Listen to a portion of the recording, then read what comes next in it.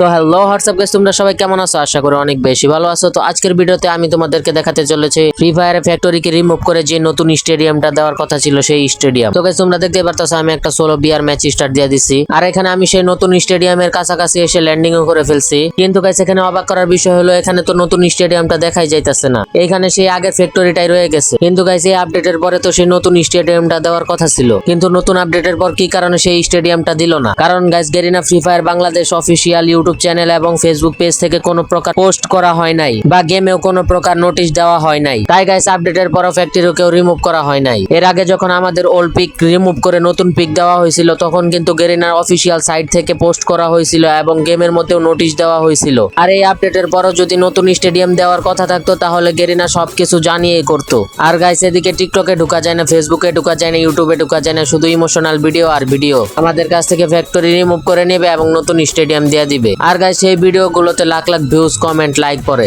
আর ভাই অনেকে তো ইমোশনাল হয়ে বলতাছে যে ফ্রি ফায়ার খেলা সাইরাই দিবে ফ্যাক্টরি রিমুভ করে দিলে। আমাদের ফ্যাক্টরি আর সেখানে দিয়ে দেওয়া হয়েছে একটা স্টেডিয়াম পুরো, যেখানে ফুটবল খেলার মাঠ রয়েছে। এই ফ্যাক্টরিটা ভেঙে ফেলো, এখানে একটা স্টেডিয়াম তৈরি করা হবে। ঠিক আছে বস, আমরা কাজ শুরু করি। কি রে ফ্রি ফায়ার প্লেয়ার, আমি তো এক তারিখ গেমের ভিতর থেকে চলে যাব। যদি কোনো ভুল করে থাকি ক্ষমা করে দিও আমাকে। তোমরা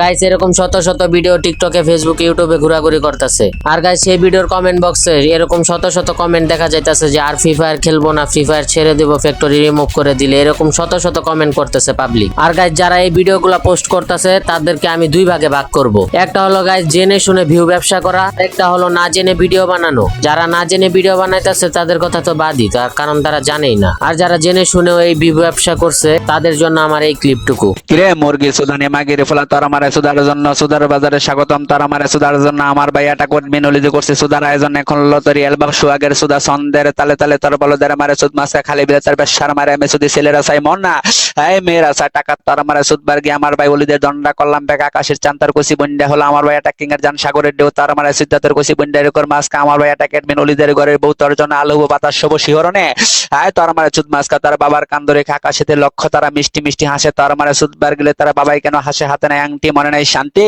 এই তোর আমার সুজ্জা ফাড়াই দেবো তোর আমার বোধার টাঙ্কি আগুনেতে হাত দিও না, হাত পুড়ে যাবে। এটাকার সাথে পাঙ্গা নিলে অনলাইন জগতে চোদা খেয়ে মরতে হবে, রাগ করো না টুনটুনি এই কেনে দেবো।